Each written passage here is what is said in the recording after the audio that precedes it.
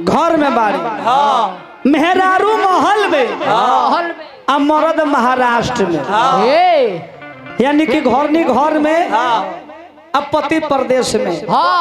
मेहरारू कपार छीले के दाढ़ी बनावेला ना कुछो बुझी न रहो ना कपार छीले वाला ना दाढ़ी बनावे। मेहरारू के मर होने से कदमी काथी तो कहलक तनी फोन लगा लो।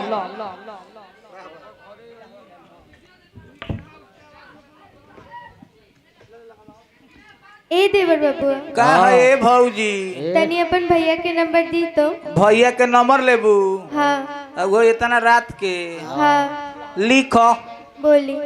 लुका तिलसी 364 364 सिपरा 262 लगाव कान तो कौन नंबर हरी टुक टुक कर उठाइए ना,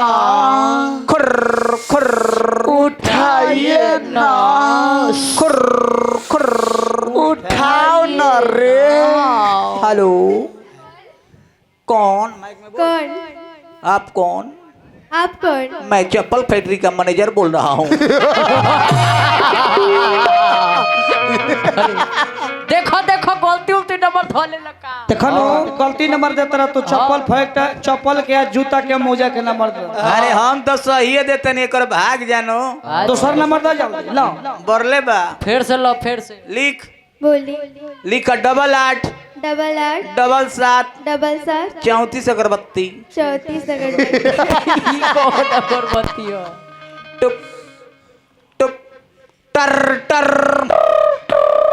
टर टर टर टर। हेलो उठ लाली लीजिएगा 10 रुपया में, कान के बाली लीजिएगा 10 रुपया में, शंकर भगवान का फोटो लीजिएगा 10 रुपया में, हगीज लीजिएगा 10 रुपया में, कुछ भी लीजिए हर एक माल 10 रुपया। जियो लागत सोनपुर मेला में धोले लस्कार मीना बाजार लागता भाई सोनपुर मेला के मेला मीना बाजार में, बम्बईया कलकतिया बाजार में दे दिला नंबर हर एक माल 10 रुपया लागत है कर मरद वही में जाके दुकान कोइले बड़ा। दूसर नंबर तो जल्दी दूसर लिखा नंबर। लिखा बढ़िया तो बढ़िया लिखा भौजी लिखा नंबर हैला रेल टेल के नंबर बा पक्का धोली रेल टी बोली। लिखो 76 62 62 छेदो 76 एक साथ 3 3 62। कितना छेदो है यार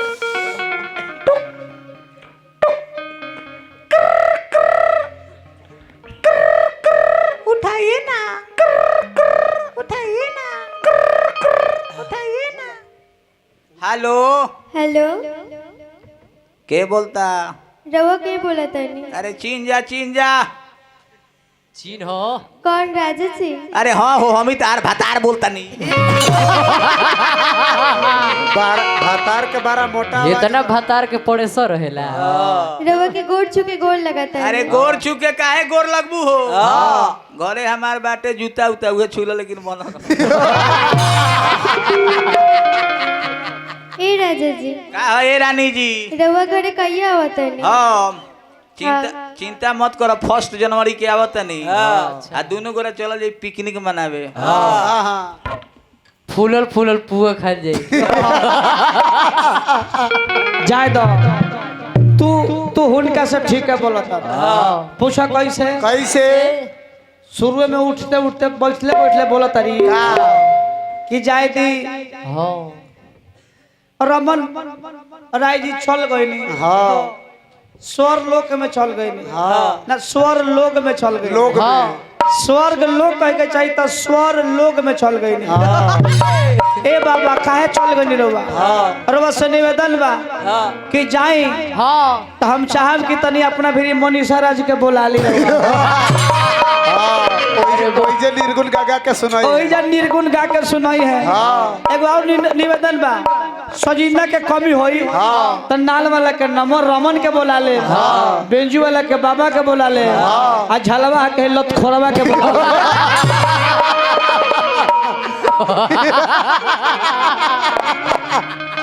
कुछ भी बोलते हो यार बोला तेरा मेहरारू कहतारी बिरहा में आवो आओ बिरहा में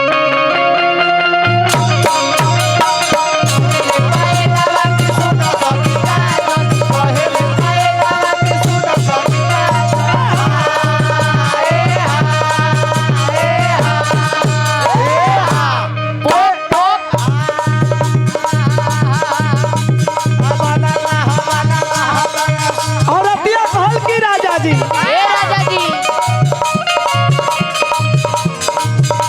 कि कब घर बयसा जानवा कब घर बयसा जानवा तोहरे कनावा जई हो जा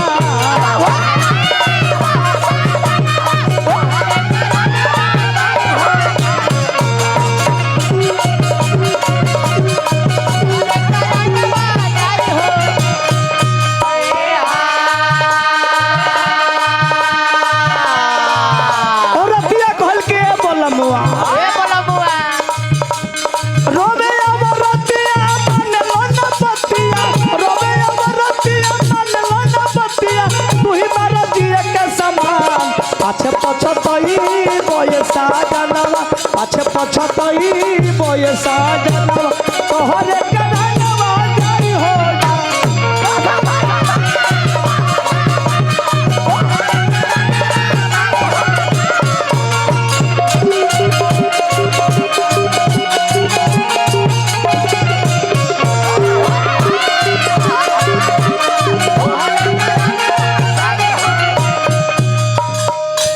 करिश्मा कुमारी जी के तरफ से पुरस्कार बा हमरा कपिल बाबा पुरस्कार दिल बने बार बार पौ लगे बा खेसारी भैया के जब मार्केट में वर्ल्ड लेवल पर गाना बाजल तो कौन गाना बाजल सुखदेव राय जी पुरस्कार दिल बने हार्दिक हार्दिक अभिनंदन बा मालिक बना के रखे और तिया कहल दिया पानी बिना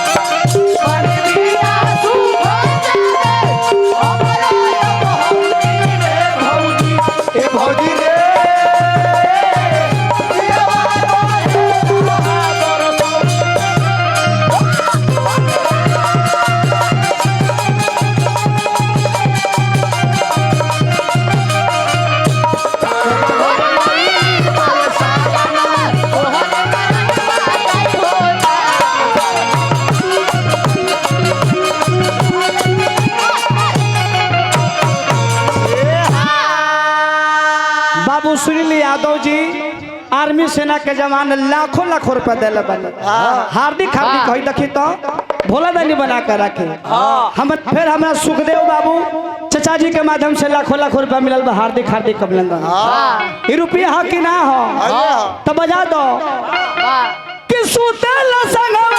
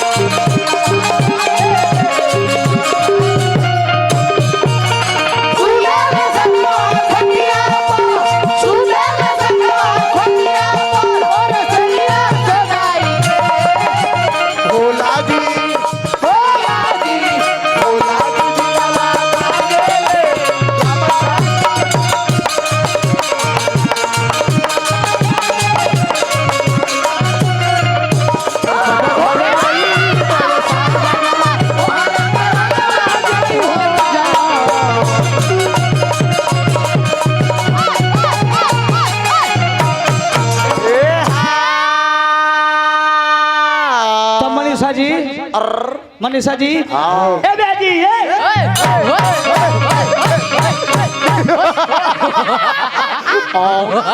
ये क्या है यार? ये सब क्या? तू को ले जान से बजौनी है कि आयल बनी आर्मी साहब तो लड़ी लागल होते पैसा देता। हाँ हार्दिक अभिनंदन आर्मी साहब के प्रणाम कर। जय हो जय हिंद। और अतिया कहते के राजा जी कि नहीं आवे लो खाली बोलावे लगेल हमके मीठी मीठी बात में फंसावे लागेल।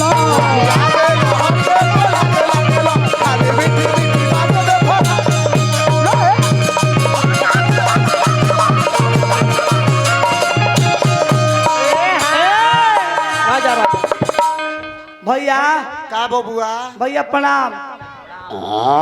अजीत भाई अजीत यादव जी पुरस्कार देने हार्दिक भैया प्रणाम करो तनी गोर लगो तनी पाम पाम इनका के रुपया देनी है दुर्गा जी के दान पेटी समझ के।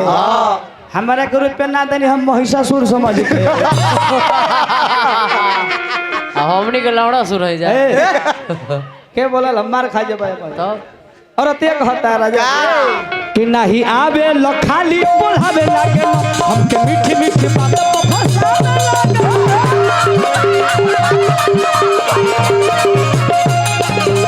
आवे लो खाली बोलावे लागे हमके मीठी मीठी बात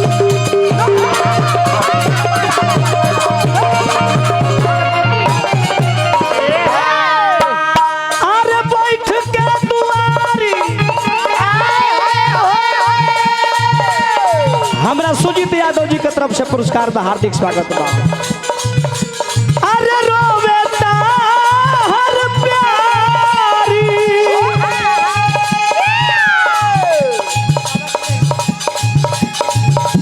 ओ अमन बाबा के माझिल बेटी के तरफ से पुरस्कार बा। बार बार को लगी कर फुआ के हार्दिक अभिनंदन बा। अरे सुबह से होई जाला सा जियो तन पई बयसा जानवा जियो तन पई बयसा जानवा तोहरे करातवा जाई हो जा।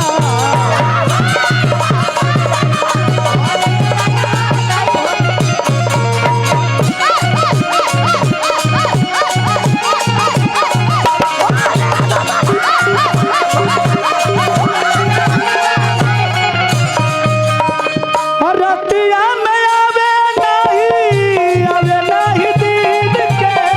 रतिया में आवे नहीं दीद के। ऐसा क्यों पियावा खिलावे लाल का सौतीन के। ऐसा क्यों पियावा खिलावे लाल का सौतीन के। रतिया में आवे नहीं दीद के।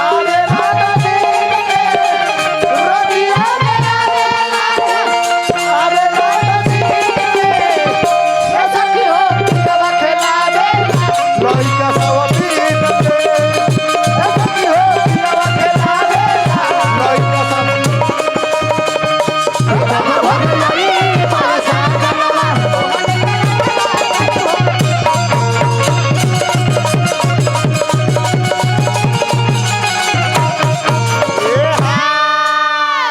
अंत में व्रतिया कहतिया का कि जब जाई ले सूते से जरिया नु हो दर्द बुझे न पिए भन डरिया नु हो।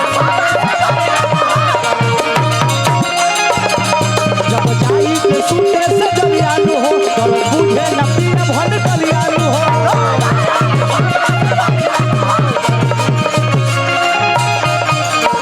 औरतिया कहता कि ये राजा जी राजा जी अरे होला जबरतिया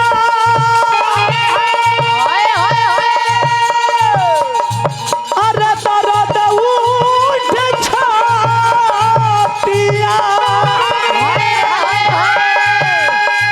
अरे लगता निकल जाई परान कबले रोई बयसा जानवा कबले रोई बयसा जानवा तोहरे करनवा जाई हो जा।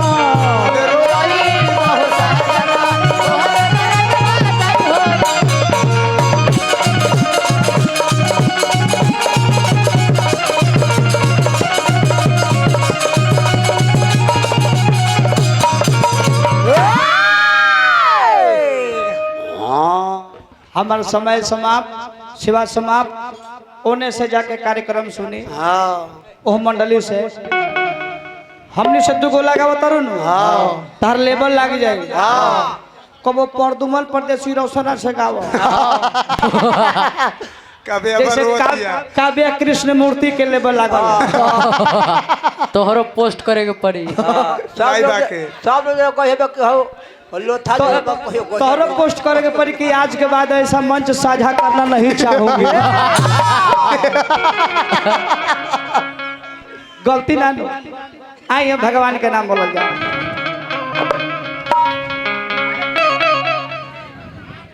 कि अरे खोइलो ना धन काहे के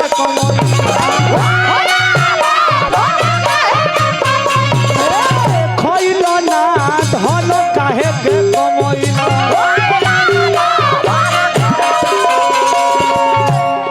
आज रमन बाबा परिवार रोशन बना के गइल बा, उनका नाम पर सभे लोग रुपया दे रहल बा, तो कहीं ना कहीं धन कमा के न गइल बा। तो धन का हो तनी टोन दे टोन भैया टोन धन का हो। अरे खोइलो ना धन काहे के कमैलो।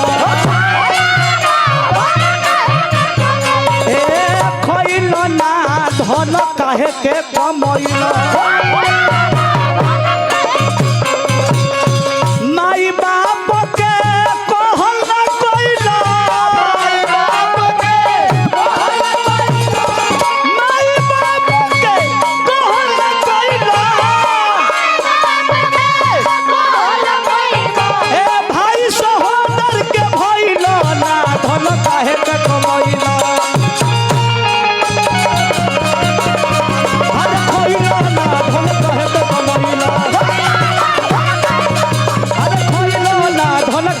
कमैलो मन के मोइल कबो न भोला।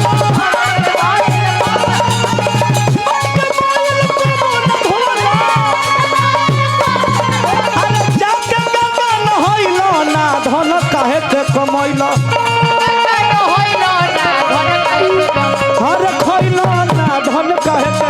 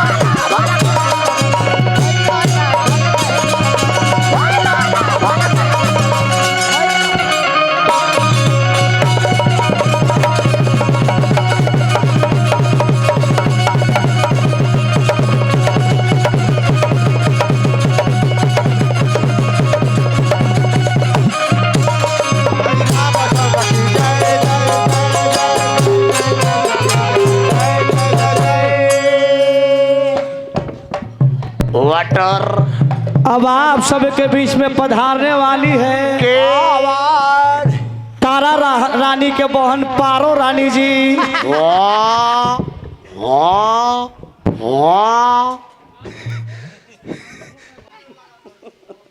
ऐसा नहीं एगो लड़की के एगो लड़का से शादी भइल बाटे। एक ही गो लड़का से ना 2-4 गो लड़का से।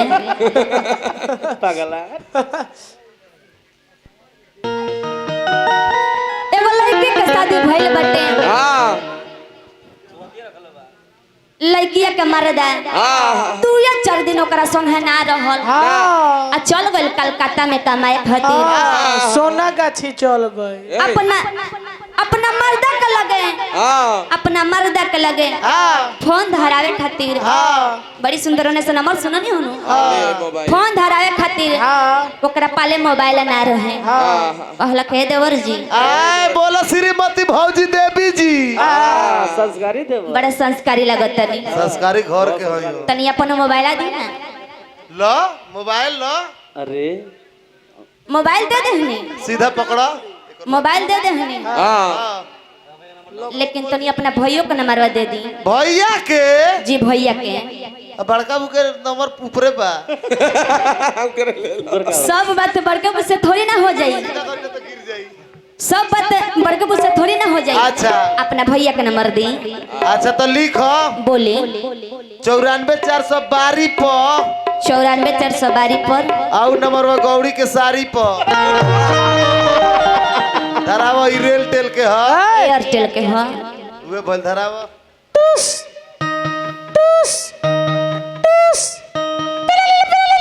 उठाइए ना, उठाइए ना, भोला भंडारी में सटाइए ना फोनावा फोनावा। हेलो हेलो इस रूट की सभी लाइनें बेमस्त है, कृपया 9 महीना बाद डायल करो ना। ए दवर जी का भौजो ई कैसा नंबर दनी है? ई 9 महीना बीजी बतावता।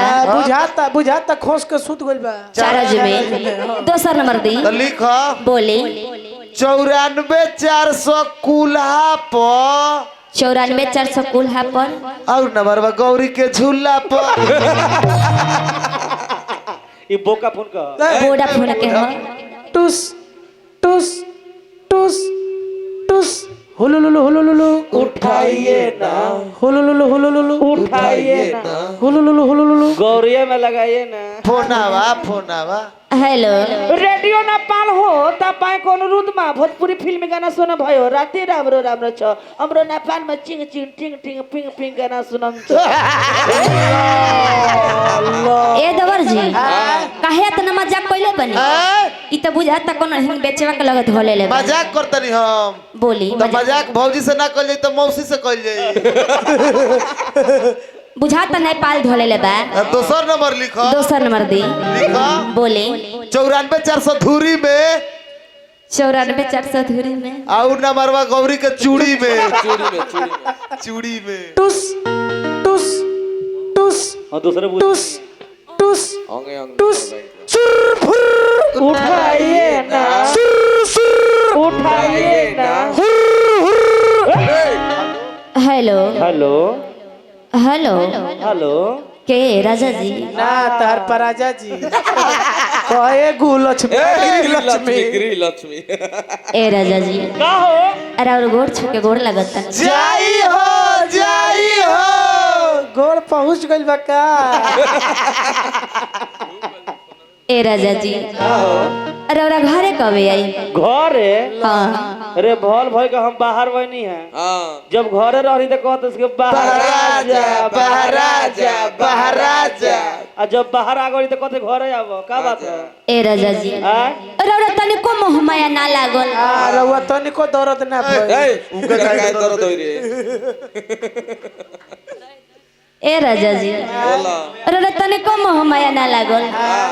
रौरा इतना दूर बनी रौरा ये नहीं जानत कि होई सबक सिंहार कइले बनी रौरा खातिर कितना तड़प कर हो जाता है। जौन हाथ के कंगन पहले बनी ई खाली करत टटे खन खन खन तोरा तोरा बहुत याद आता। अच्छा हमरो करता टन टन टन दिमागा ए राजा जी हम चाहत नहीं कि रौरा सब काम काज छोड़ के रौरा घर चले। ठीक बा हम आवतनी हम ट्रेन कटावतनी टिकट पे उठेले चली आवत तब जल्दी आ जइबे मालटेन के बोरमा पे आजा चढ़ के आ जबे बाबू के तो बोल रहा कहला कहत रे कैसे कि लहुड़ी जाना सघार में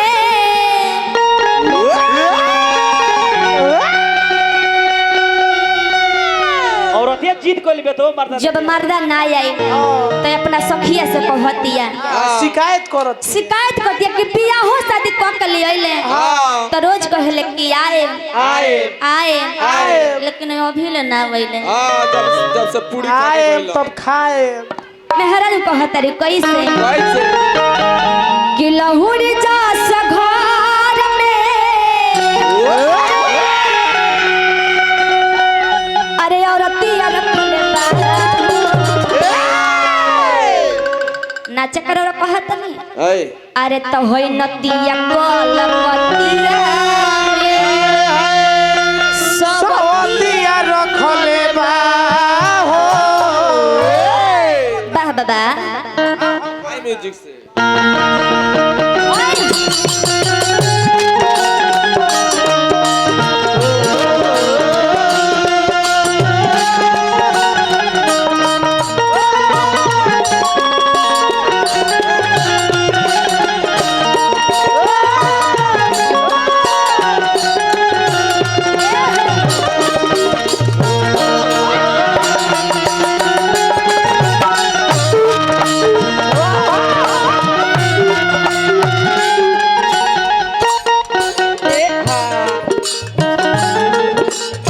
मेहरारू कहत रे कैसे कैसे अरे उन्ना मावा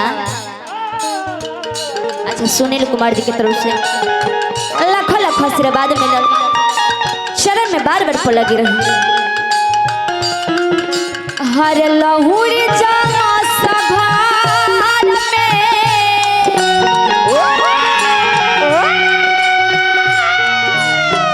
लहुरी जा सभार में रतिया रखले बा व्यास जी ऐ अभियो खाते बनी का आई बा दिखाए के समय हो कैमरा में फोकस कीजिए बार बार कहता नहीं हो अभी अब हमरा उल्टी खाली मन होता तू खाता रह मरते बरा कौआ गु न खात हो समझते अरे तो होई नतिया गोल कतिया में असवतिया रखल बा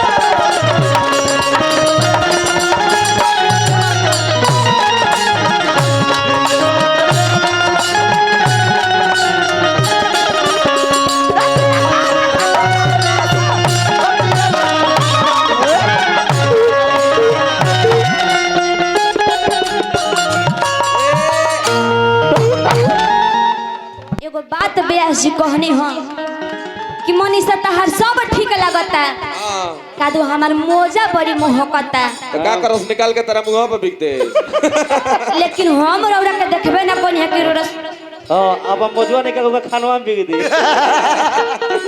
मन तो करता तारा पतलो में के होग दी छी मेरा भी कहत रे कैसे कैसे जेतने कमाला चक्रधार में आए आए आवा गिन के जेतने कमाला तकदा तकदा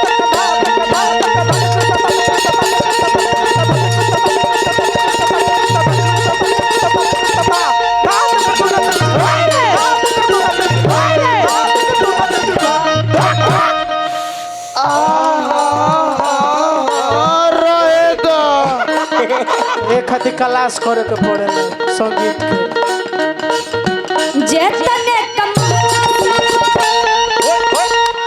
अरे होइयो करे के देवला लेवा पक मजा मना ओ करे से लेवेला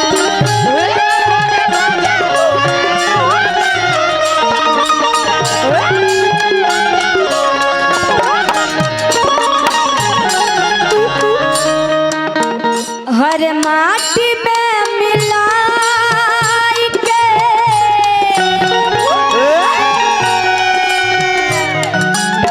माटी में मिलाई के जतिया कैमरा भाई अरे तो होई नतिया कोल कतिया में कतिया रखले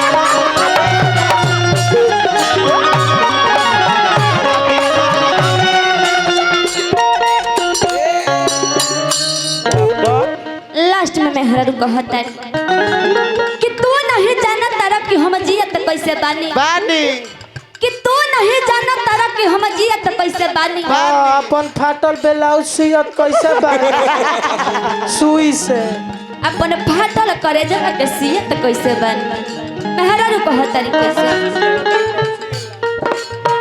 और तक के लाई हाले नहीं ध्यान दीजिए हमारे बाबा, ध्यान दीजिए। और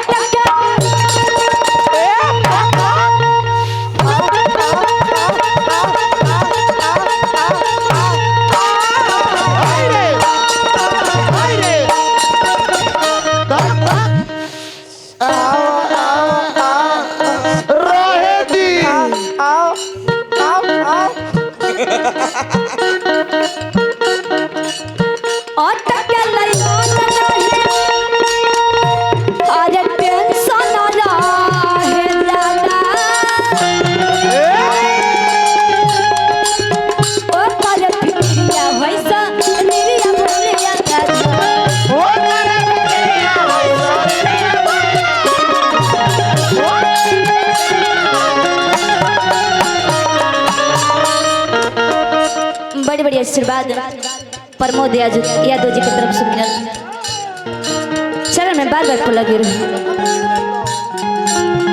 कि जखमी जितेंद्र रखे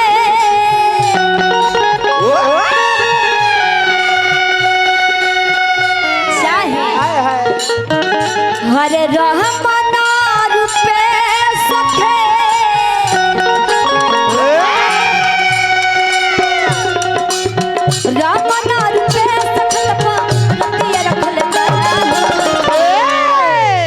अरे तो होई नतिया कल कतिया में अरे सवतिया रखले बा